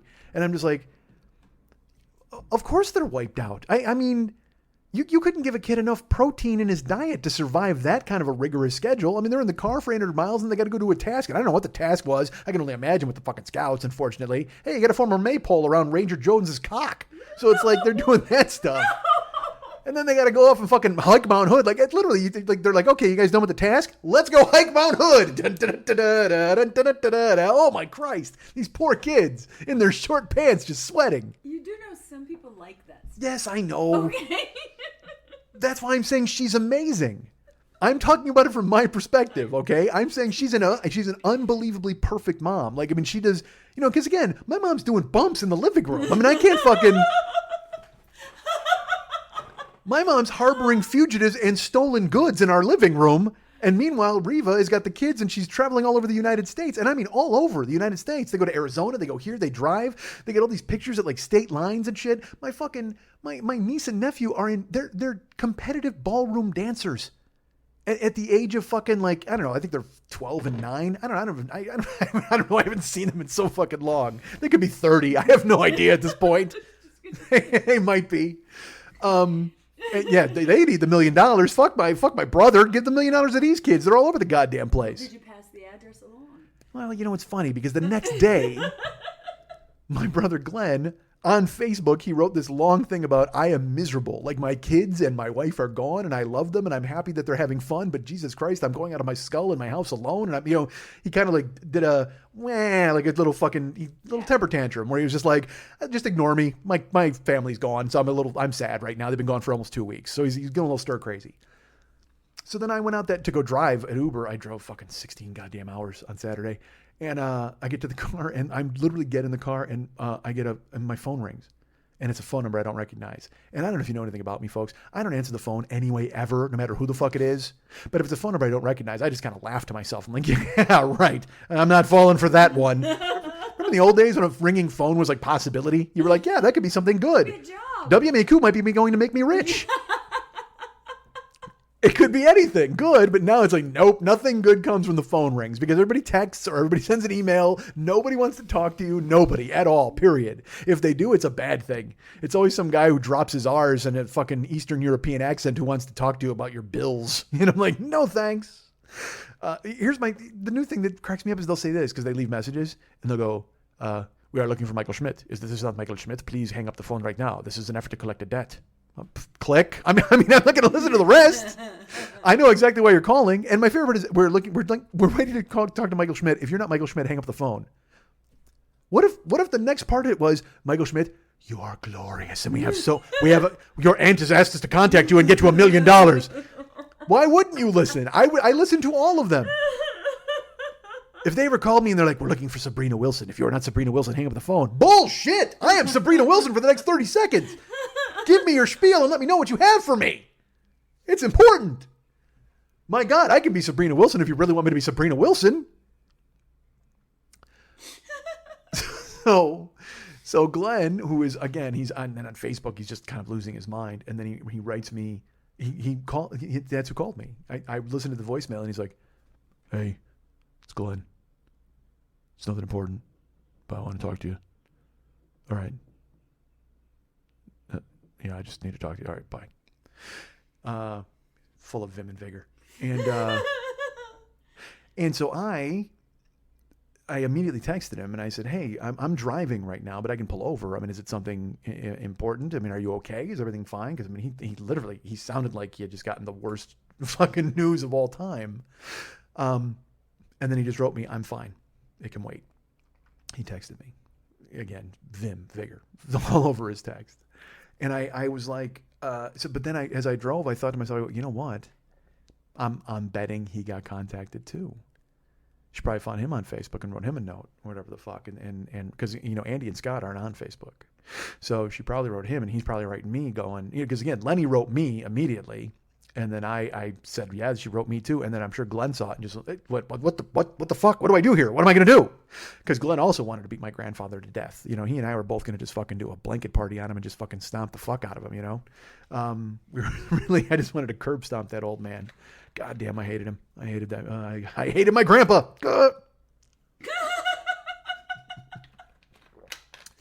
So I don't know why I talked to his daughter, but. And then it's like this weird shit where I try to figure out, like, I think it was Lenny who told me like dad was adopted or he wasn't adopted or like grandma was his mom, but grandpa that I knew wasn't really my dad's dad. That could explain why grandpa doesn't like you. But I don't think any of that's true. And it was so funny. It was like any of that shit. It didn't matter to me. I don't care. They were terrible people. So I mean, I don't give a fuck if they were blood or they weren't blood or who they knew. All I know is they let my dad die in their watch by coddling him and they fucking let it happen. And granted, he had something to do with that, probably. Yeah, I was going to say, you might want to blame him, not them. No, I'll blame everybody. I got enough blame to fucking go around. I'll get everybody fucking in my crosshairs. Accountability is more important than blame. Fuck all that. Anyway. Doesn't matter. Dad is fucking dead. So, yeah, I didn't know whether to contact that person or not. And I'm not going to. You know. Well, did you talk to your brother and find out if she contacted you? No, because Glenn is not. He's been busy, so I haven't been able to talk to him since. And I drove like a psychopath all weekend. I should have called him the last few days, but that would just mean that I had to do something. And again, I don't ever talk on the phone to fucking anybody. That's not happening. Who the fuck am I going to call? That's not good. You text me all the time? Yeah. What am I going to do? Call you? Yeah. That's ridiculous. Because you got a mouthful of clown cock. You don't want to fucking have me bother you. You can text while you're doing that. Well, my vagina does have its period, so right now there is a lot of mouthful of gunk. All right, sure. What, you're not on board? Oh, he's not on board for you not. Oh, okay, I get it. I'm just being an ass. No, I hear you. That's fine. I mean, we're learning more about you every day at the beginning of year 9. Just wanted to bring it back to my period. We haven't talked about it in like 30 minutes. Well, that put a real period on the show then. We put a little punctuation mark on it. So I guess I throw it to you guys, man. Do you want me to come to San Francisco and do this Q&A? Now that I talked about my fucking, what if my aunt gets a vote? Maybe she'll be out there. Why don't you just drive up, do the Q&A, and drive home? I thought about that, but because that's fucking 800-mile round trip, man. That's no fun, and that's gas. I got to pay for gas, man. That's a lot of dough. Not really. I got a hybrid. It's like $75. $75 is nothing to go there, do the Q&A, and come back. Okay, but what if fine? So what if I go up there and literally nobody has any Q's and I'm just full of A's and I got to get in my car and bring my A's home with me? You are full of A's. There's no doubt about that. I am full of A's. No, there will be people that show up. It would be fun. Nah, I don't know if there's enough Q's for my A's. I am locked and loaded with A's, but what if there's no Q's? And what if I drive all the way up there? And dude, what am I going to do from the 4th to the 7th? I got to stay somewhere. I can't sleep in my car. Well, you only go for one Q&A. Everybody wants to hear from me. I got to go to both Q&A's. Nobody was going to be there. No, Yeah. well, Oh right? my God. Okay. So what if I go the 4th? Everything is alive or dead. Nothing is in the middle for you. Never. It's black and white. I my tell you, I don't know why I go to extremes. Too high or too low. There are no in-betweens. And whether I stand or I fall, it's all or nothing at all. Lily, I don't know why I go to extremes. I referenced that to my therapist once. That's how embarrassing my life is. I told her I relate to a Billy Joel song. And she's just like, all right. I'm, by the way, 28. I don't know who the fuck you're talking about. And I'm like, all right, why don't you lay down on the couch and I'll tell you all about Billy fucking Joel. Because I think I'm a big shot. And she's, all right. So anyway. Oh my God. Sure. So I don't know. I put it to you folks. So what if I go, all right, let's put it this way. There's 2 Q&As. One if I go for the 4th and everybody's waiting for the 7th. Everybody's like, oh, I can't wait to go on the 7th. We're working on the 4th. And then they can't make it. And then they go on the 7th. The one on the Friday? What if everybody shows up on the 7th and they're like, dude, we totally have Q's for Mike Schmidt. They're like, he went home. And they're like, oh, we'll never get these A's. I don't know what time it is. Does anybody know what time it is? Does anybody really care? I say you go up, you drive up and come back for whichever one is the most reasonable. I would think it would be the Friday. I would think so too, but I don't. But then I got to drive, man. Oh man, what if I Ubered people up there? What if I Ubered all the way up through San Francisco? Dude, that would be fucking amazing. Uber someone to San Francisco? Well, all the way up. Like I just keep it on the app and I just drive and just keep making my way north. Do you know where they're headed? What if you get somebody that's coming back to Los Angeles? That'd be pretty cool. But then you wouldn't get there. Oh, I thought you meant when I get to San Francisco, if somebody was coming, then I could drive back with somebody? No, I mean when you're on Uber, do you know where the end? No predictions. No, it's a fucking mess. Like, I mean, you pick, because it happens all the time where I'll be driving and I'll get pinged and I got to drive backwards a mile to get somebody. You know, I just passed that person. They shouldn't, their algorithm's all fucked. They don't give a fuck. They just want people in your cars. They don't, I've talked about that. But I'm just saying, it's like you could get an hour out of LA and then coming back 45 minutes back to LA if you're Ubering while you're driving up. I still got to go rickshaw. I still think that's the best move. If I could somehow, if there was just a way for me to find my own Japanese person out there, and who's out there? Anybody? Are there any Japanese people I've touched? Does any must be involved? One of them. That is my vote. Well, I appreciate your vote. I just don't know where I would go and what I would do. I mean, again, it's a lot of dough. It's a lot of gas. You do the thing and you come home and it costs you $100 and you've gone and you've been a part of it. Yeah, it's easy for you to say. You Mrs. Money Bags with $100 all over the place. $100 in an investment of possibly, maybe you get a booking while you're there. See if you can get thrown on somebody's lineup while you're up there. Comedy wise. It's not a bad idea. Look at you with a head for business and a body for sin.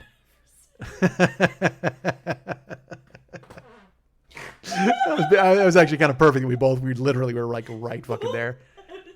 But seriously, you should do this because it's important for your career to be out and be seen. I hear this podcast film could make or break your career. That's what why if you don't go and someone is in the audience that is like, this man is a genius, but I'll never be able to find him. If only there was a way to find him. Well, if they would give me a call, Yes. as I've established, I'd be happy to talk to them. Yeah. That's why you need to be there. I kind of want to go. Go up for the Friday. But even worse, what if I go and everybody's just like, oh my God, we hated this thing. And we hated you in it, especially. What if it's all just cues for the Japanese girl? What if that's all they want to do is talk to her? By the way, I'm going to do a podcast, Cues for the Japanese Girl. Cues for the Japanese girl? There is no cue in the Japanese language, is there? I don't know. Everything looks like a cue that got hit by a bat. All their letters look like somebody took a cue and just started beating it up and it turned into something else, like a little pagoda with a slash through it. Wait, there is a cue. It's a high cue. A what cue? A high cue. High cue. Oh. Wow. Okay, so anyway, you're going. I want to. I don't know. We'll let you vote, people, humans. Why are you giving them a say in your life? Because that's all I do. What the fuck am I going to do? Make a decision on my own? Guess what, Mike? You're going up on Friday. You'll be driving up. We need a listener that will take you to dinner so that you don't have to pay for food. So someone gets to buy Mike Schmidt dinner on that Friday. Then you'll go to the Q&A and then you'll drive home. Maybe that guy Christopher who wanted to go to Chavez Ravine with me will be there and he'll go ahead and... Guy who fucking ignored me out of nowhere. I'm going to put it up in the podcast right now. Mike needs dinner on Friday, June 4th. Who wants to buy Mike dinner? And who wants to be my guest to go to the Q&A? There you go. Perhaps that'll be the thing. There you go. You'll have dinner and a movie with Mike Schmidt. We'll Yeah. auction it off. And then We'll auction it off. Dinner and a movie with Mike Schmidt. Highest bidder. That'll pay for your gas. Oh, but that's going to be terrifyingly bad if I put it on there and I make like $11. Like then it's like awful. $11 you don't have now. I have $11 now. But you don't have that Wait, $11. you mean $11 more? Oh, okay. Well, I guess everybody, you could always use $11 more. Yes, Certainly. you could. That should be the name of the show. $11 more, please. That's how I live my life. I'm a man in constant pursuit of $11 more. That's all I need. But I think you can get more than $11. I don't think so. I see you No, you we're- greatly no. overestimate people and their efforts to get me to their house. Before we are even live, I am going to put it up in the Facebook group that you can auction to buy dinner and the movie with Mike Schmidt For June 4th. And we'll start bidding at $11. That way we know it will be less than You'll start bidding at $11? Are you going to bid? You should bid the $11. I will bid no, because then some asshole will go $11.01. Yeah, We're but not but gonna you know that's going to happen. But I mean, starts at 11 and it must be $5 increments. actually, do not bid the $11 because then you will win. Like literally, everybody will just That's be like, $11 I will pay. yeah, fuck that. Everybody's like, no thanks, we're not involved. All right, so you're going to put that up for real. Let's do that. All right, I will. I'm on board for that. I guess for June 4th in San Francisco at the film festival. I'll tell Graham I'm coming now, Yes. and I'll go up. I don't know where the fuck I'll stay or if I'm going to stay You don't or have I'll. to stay overnight. Drive up, do the lunch, do the movie, and then drive home. Fuck. You've driven longer than that. I have, but I mean, yeah, but that's a thing. I don't know. I can make it happen. Probably, yeah. I mean, and if somebody has a Airbnb couch or whatever the fuck, maybe Oh my that God. happens. Okay, so dinner and a movie starts at 11. Dinner and a movie and a sleepover. Who knows where it's going to go? Wait, that would be dinner and a movie with benefits. Well, then. Actually, there will be no benefits. No, there will be no benefit. Yeah, to I'm having sorry. me I am. stay at You your will house. not be getting my A's. I will not be bringing my A's to your house. Keep your Q's to yourself, motherfuckers. That's only in a public forum. Yeah, we got to shop that. All right, I will do that. I will do that. We'll put it out there, and again, we will get not $1 or $11. I disagree. I'm gonna say it's gonna go 11, then it's gonna go 16, then it's gonna go 21, and then somebody's gonna go $1 million. What if my aunt wins the fucking thing?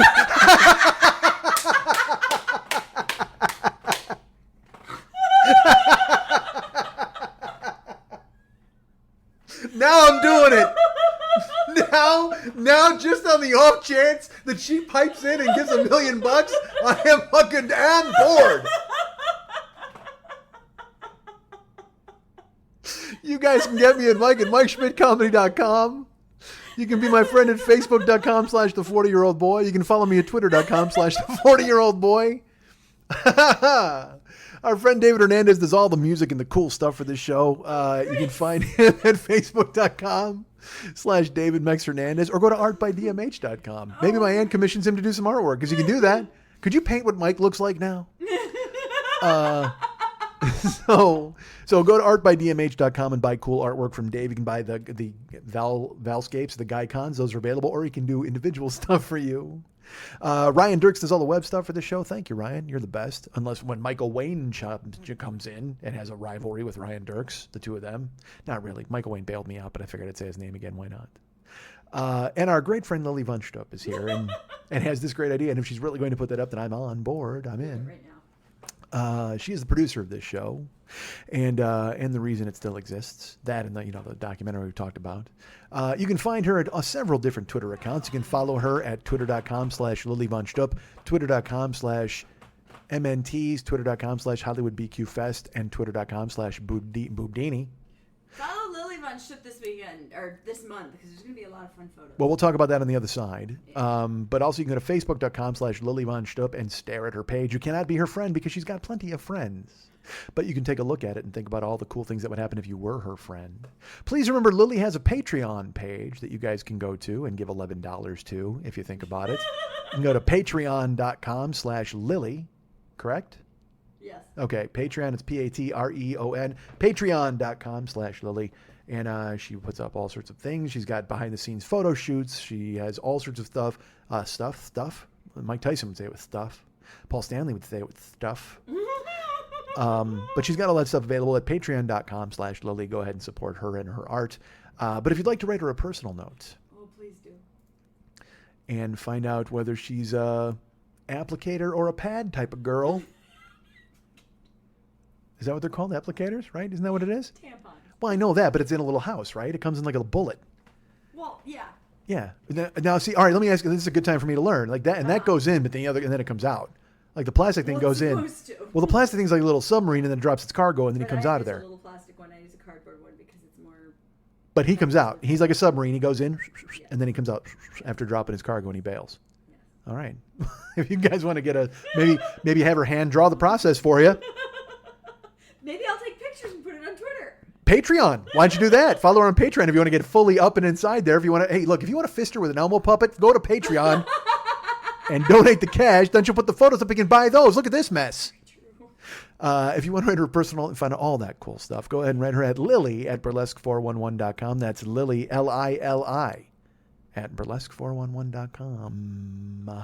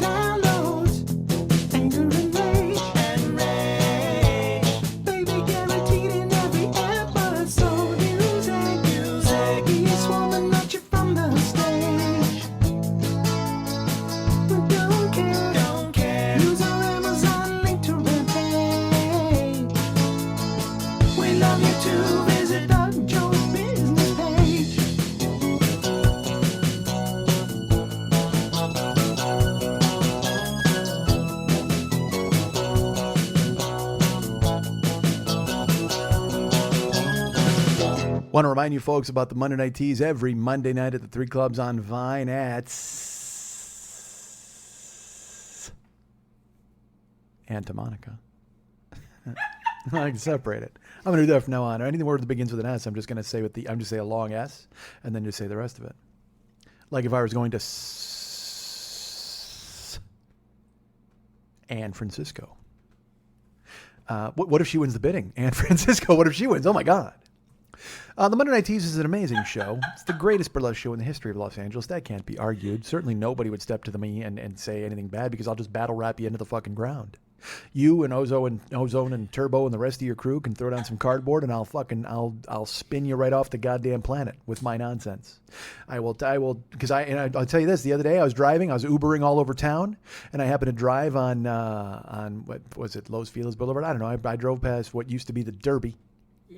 And used to be the La Trattoria, Louisa's Trattoria, and now it's some restaurant called like the Reflex or something. And I was like, blah, yeah, terrible. But it made me think of you because that was the first time I ever saw you when you brought me. Are you done with these? I made the mistake of bringing out barbecue potato chips for Lily, and the entire bag is now gone. Casey Bills, I'm kidding with that post. Oh, okay. She's kidding. I don't know what's happening right now. She's got I put her. the auction up. Oh, you did not. I did. Okay, I guess that's a thing now. I guess that's really happening. Because she's got her laptop out. Like she's at my house with her laptop out. We Yeah, look like brought my ridiculous. laptop out? Dueling laptops. So the Monday Night Tease is an amazing show. Like I said, it's the best show in the history of Los Angeles. And my friend Lily Von Stupp is the producer of that show. She does great work. She has amazing people there all the time.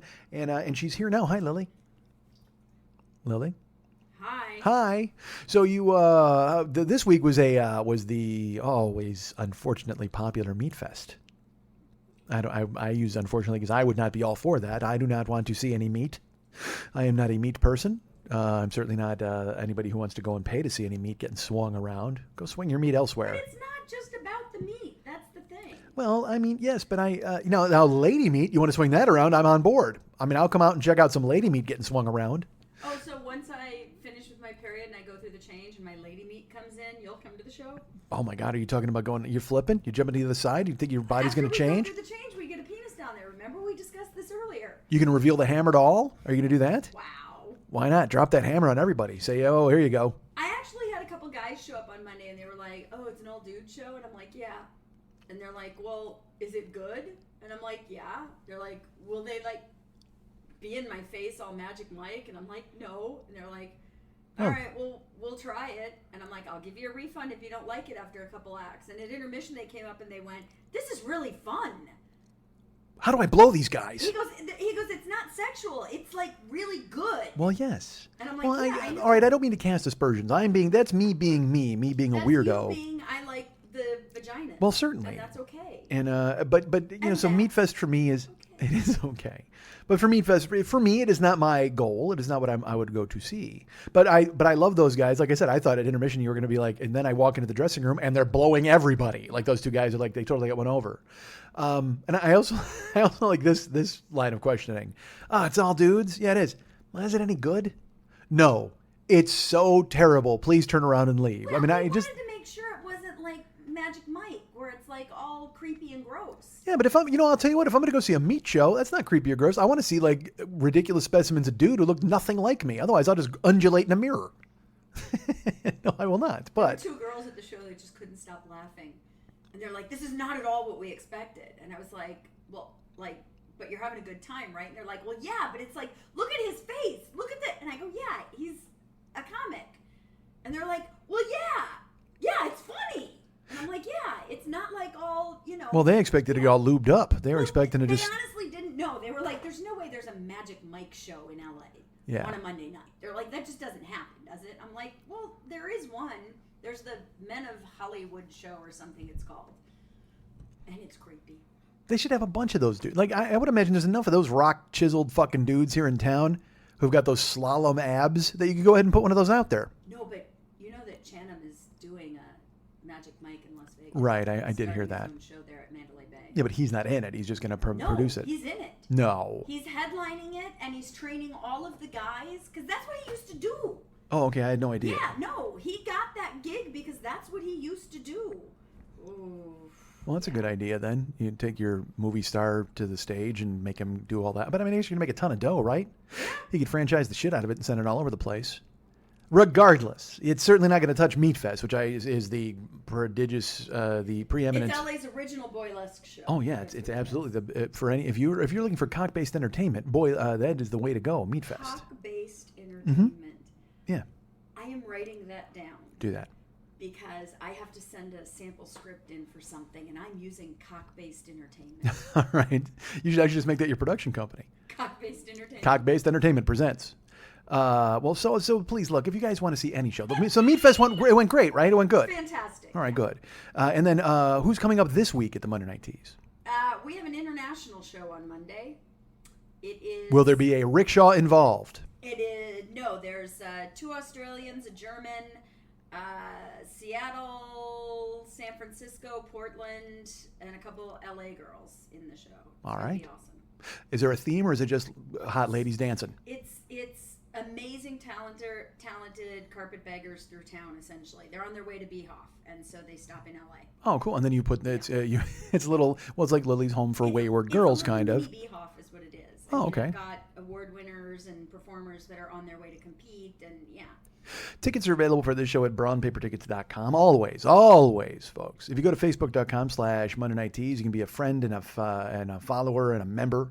And you can always see who's coming to town and when they're going to be here and see photos of them naked. And then you go, hey, I want to go see them naked in real life. I don't want 2D. I want 3D. You know what? I want 3 double D. And that's what I'm going to do is go check these girls out. So always go to that page and see it and look at it and think of those things. And then also go to brownpapertickets.com and go ahead and buy tickets to see the Monday Night Teas at Vine at Santa Monica. It is there at the 3 clubs, man, and it's always a cool show, and it's really cool. My friend Lily's there putting it on, and she's the producer, and she's the best. So go see it and check it out. It's a nice little venue. It's funny. We did 2020 there, and it's a comedy show that I do once a month over there at the. Yeah, well, you know this. You're the co-producer of this show. One? Well, it's funny you would have mentioned that because I'm going to tell people that it is July 15th. You don't even know when. I think it's July 15th and August 18th. I don't know though. It seems like it wouldn't be the 15th. That seems too early in the month. July what? You're not looking it up for me? Damn you. I'm trying. All right. It's July something. Well, whatever. So when we did it the other day, we had Jimmy Pardo there and we had Brandy Posey. Holy shit, how did we get him? Jimmy Pardo? Yeah. I've met him. And You asked? and I asked, and he was like, yeah, of course. So he was very nice, and we did the show, and then it was me and him and Brandy Posey, who's very funny. And it was a fantastic show, man. We had a great time. It was really good. And then we're doing it every month, in July. Although right now the July date is in play. I'm not sure if that's going to, as soon as I know the official date, I'll let you guys know. The official date is, I'm going to tell you right now, we've got the official date for 2020 is Monday, July 18th. July 18th. And then Monday, August 15th is also locked into stone. Okay, so Have you those are the started dates. booking them yet? I have not. I have some feelers out there to some people. You know what? Here's something I did that was fun. I went to a community breakfast for comedians. Jackie Cation told me about it, and it was one of those things because I do, again, just like I threatened to do a show, and you came up with a venue for me. So I keep threatening to do things, and then people are like, "Well, you could do this." So I always want to. I'm like, I got to network. I got to get out there more. And Jackie Cation, there's a breakfast every Tuesday. And I think every Wednesday, and it's comedians. You can come out and just kind of talk and have some breakfast and have fun and hang out. So last week I wrote her and I said, all right, what's this breakfast now? Like, what are you talking about, Jackie? And I said, where is it located? And she said, it's here at this restaurant. I am not joking. This restaurant is 200 steps from my front door. Like, it's not even... I couldn't even measure it in miles. I mean, it is literally if you were to take a bike, it would probably be like 12 tire revolutions around, and then you would park and get out and have. And I'm like, if you don't go to this, now you're just a fucking jerk. I mean, you just can't possibly avoid that.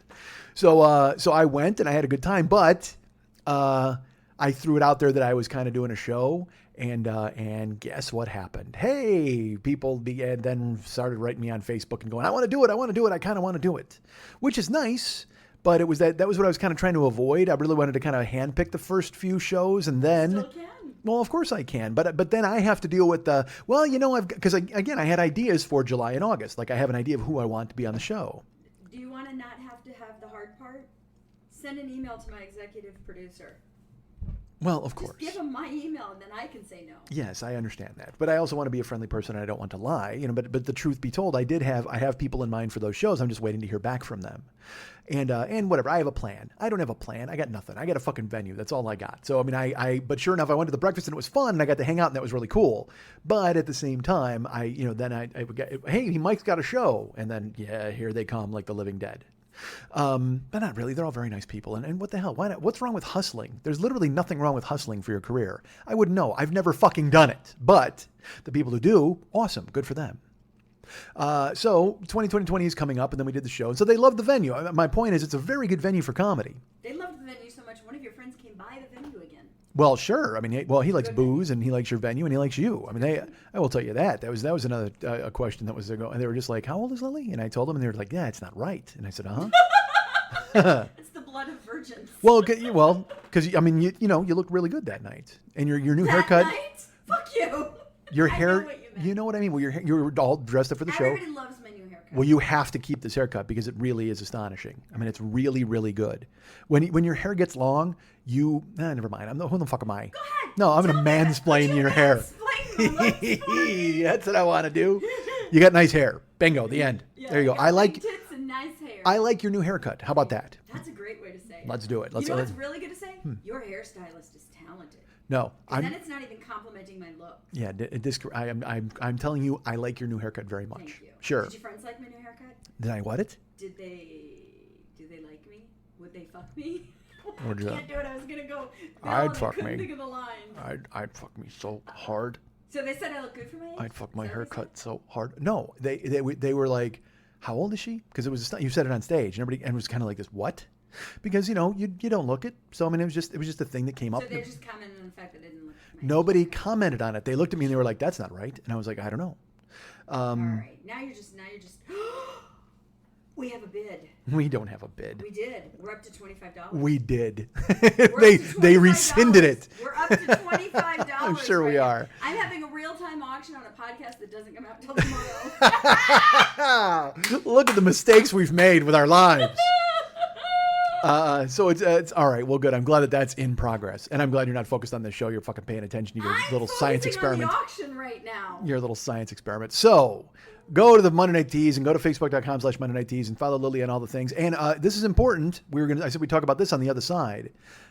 Explain June to these people and explain what's happening and why it's important for them to follow you so much on Twitter and Facebook because of why. I'm on tour. That you are. Lily Yeah. Von Stupp is hitting the road and going to all sorts of establishments and all sorts of venues. Something we have to talk about when we're done with the show because know. I got to figure out some stuff. Because, yeah. Yeah. I am very excited to say I too will be in San Francisco. Okay. And there is no bidding that will need to be involved. There will just be buying of a ticket at the Hubba Hubba Review. Would you be available for a dinner or something with people? I'm still looking for a place to stay. All right. You guys, it's out there. I'm looking for housing and I'm looking for food and I would be happily have dinner with a listener. All right. So I really need a ride from the airport. guys, I'm throwing this in your lap. This is all DIY, man. I will need you to send me a photo of your driver's license. Oh, please. Yeah, certainly. We need a lot of proof. We can't just have Lily get in the car with I anybody. need proof of human. I don't want to be getting in a no death proof car. Hey, if I go to San Francisco, I could Uber all the way home. What if I did that? I like Ubered in San Francisco and then all the other cities because I'm a California Uber dude. I could totally do that and make some cash. Doubtful. That song, California, Uber Dude. California Uber dude. California Uber dude. We need to rewrite that. Get on that, Max. I already wrote it for Trump. I think David would go, yeah. You know what? I wrote it for Trump. I wrote all the new lyrics, and I asked Dave if he would record it, and he's just kind of like, nah. He's like, yeah, because I wanted him to record it overnight. record it for you. I was like, dude, could you record it overnight? Like, could you do that? And he's just like, nah, no, I can't. It's not how it works, man. And I don't know how it I'm works. just going to go buy the karaoke track and I'll record it for you. You should. That's a good idea. So she needs a ride to the airport and all that neat stuff. So you're on tour. You're in San Francisco at Hubba Hubba. I am. I'm in San Francisco at Hubba Hubba June 10th. I am in Seattle at the Silk Teas on Wednesday, July 15th. I'm back in Oakland the last Monday of June. I have others and I can't remember where they are right now. All right. Well, so you need to brandish those the next time we talk, and you need to be prepared with a tour schedule. Do you have them Well, all here's the posted thing. somewhere? I do. I have It's a Small World tour event set up that has all the dates on it. So it's a smallworldtour.com? No, it's on Facebook. Just do a search for It's a Small World Tour, and my event will show up that has all the dates. All right. So go to Facebook Or and search email for. me or IM me or Yeah, send her a note. Why don't you put it on the Patreon page as an entry? Just say, hey, I'm going to be in these cities at these times if you guys want to see me. Public one, Yeah, because, I mean, you've got to promote this. Why not? And so then follow her at all of her Twitter Yes, accounts. Follow me on Twitter, and you'll get to see cool photos and shit. Twitter.com/Lily Von Stupp, Twitter.com/MNTs, Twitter.com/HollywoodBQFest, and Twitter.com/Boobdini. But the important ones are Lily Von Stupp and Boobdini. Yes. And lastly, send me $5 via PayPal, and I will send you a postcard from one of my tour stops. Look at that. That works out You have perfect. to send me your email address and $5 via PayPal, and it's lilyvonstupp@gmail.com. And I'll throw this out there. She's also got topless photos and those little peekers available I've too. sold a few of those. Thank you, guys. Yeah, so anybody who And wants girls. those, step up, please. And ladies, yeah, certainly. So if you guys want those, go ahead and do that. That's where we're at, year 9. We're selling naked pictures of Lily. By year 18, we're selling naked pictures of me. I'll just be this I'm in. emaciated Holocaust victim. Holocaust? That actually sounds cheerful. A Holocaust. How is Fox News not called the War on Christmas Holocaust? How have you not done that? I am so furious right now. I got to call Bill O'Reilly. Somebody in legal went, we shouldn't do that. Let's call it Holocaust. Oh, dude, that's fucking perfect.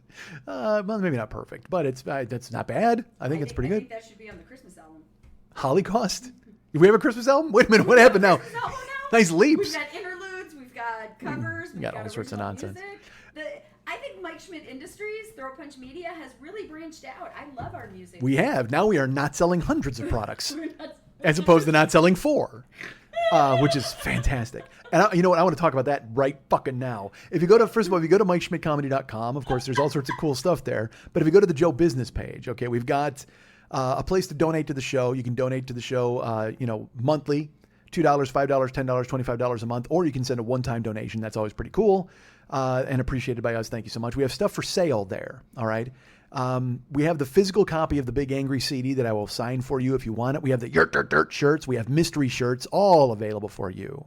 But here's what I want to talk about. We have download sets, year 1 through year 7 individually, or the 7 Deadly Schmidts box set. And then we have the live stuff. We have Stop Making Schmidt, which is the most recent one from a Podfest. We have Schmitty Comes Alive, and then we have Schmidt Alive 2. So those are all available now. Now get this, all right? We also have Word Pimp Schmitty and the Misanthropic Gangster, which is original music from the 40-Year-Old Boy podcast. And we have the Heroes album, which is Dave Hernandez's tribute to the people who've influenced him, the Heroes album by Mex. So there's Heroes by Mex, there's Word Pimp Schmitty and the Misanthropic Gangster. Those are available. And all these downloads. But here's the thing I want to talk about. I've always used this company called Hightail. All right.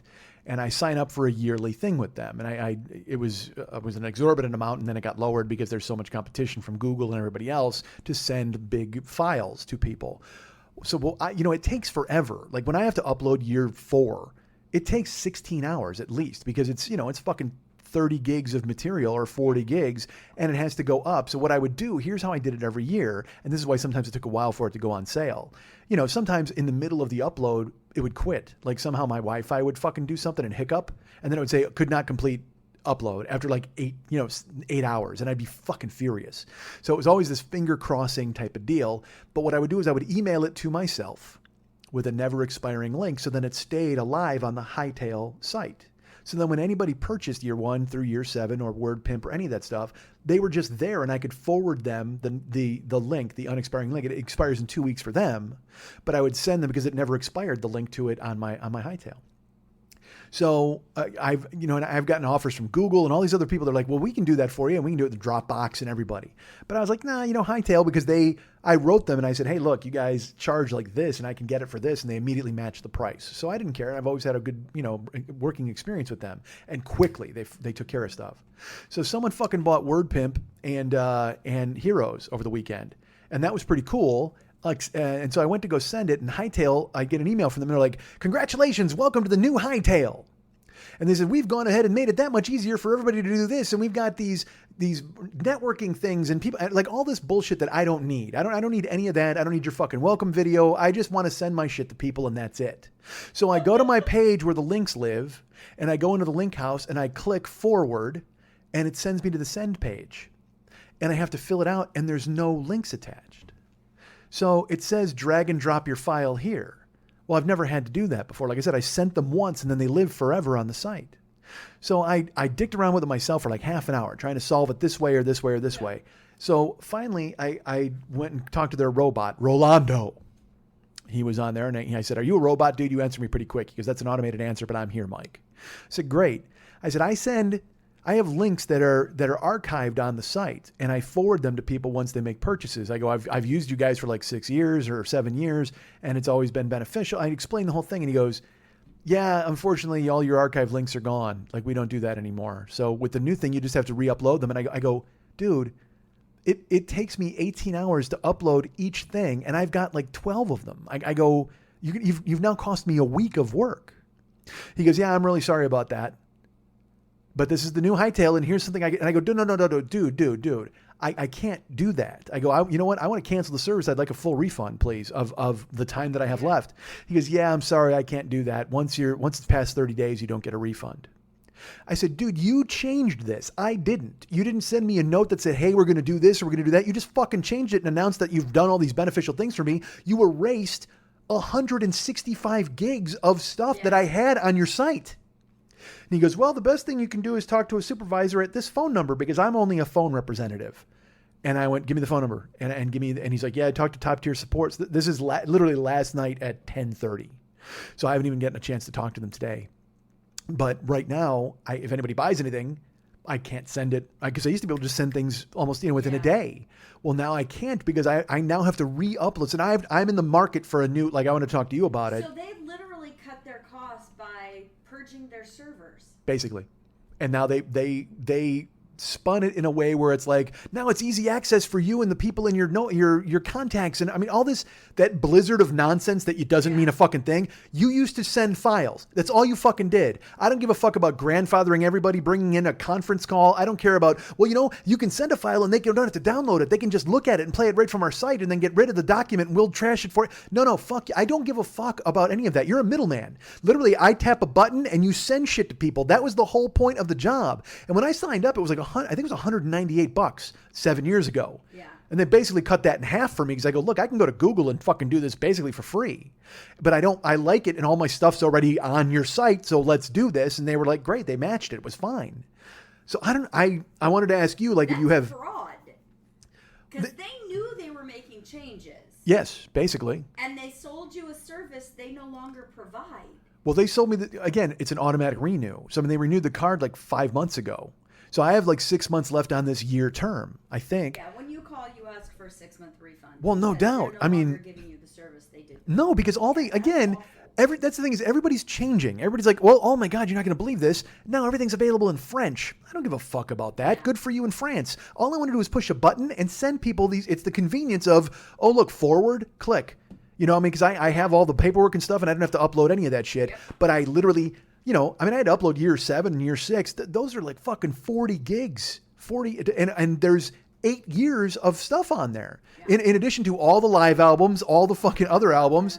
So and it was unlimited, I could send it unlimited per month. And so everybody bought stuff, I could send it right out to them, and that was great. But I was going to ask you if you knew of anything like Google or any of those other, because I know Dave uses Dropbox all the time, but I have no idea. This is probably a conversation for off the air. As I start to ask you, hey, do you know of anything I can use? Dummy. So. Is the music coming up right now? Is it I don't know. It might be. There's a lot of yammering. Yeah, why would I do that? I should just fucking, yeah, the music's coming up. I mean, it's not yet. I'll lay it in later because now I'm the producer because you don't do this fucking job anymore. You fucking just go ahead. You get to leave. You wrote 3 things on a legal pad and you fucking wind up having your period. You're going to go home now and take some Midol and forget about this entire fucking thing to happen. God damn it. How do you even get off so late? How do you get off? Year 9, look at how bad the tables have fucking turned. Now you used to because I used to come to your place and record and then I'd leave. I'd get to leave and get to do everything. You get to leave and I got to do everything. That's fucking ridiculous. I don't like the way this turned out. This broke bad for all of us. By all of us, I mean me. I'm the only important one. Quite frankly.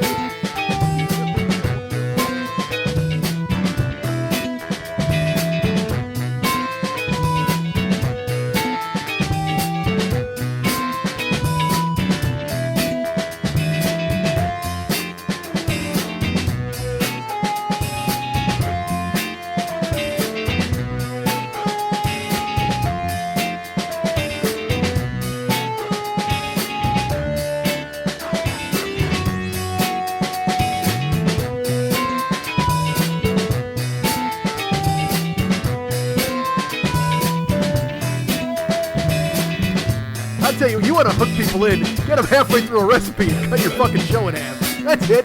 Do an hour about stew and then bail, get on a plane, and then come back and revisit it 2 days later, because that's the most important stew in the universe. Were there noodles or rice involved? Stay tuned!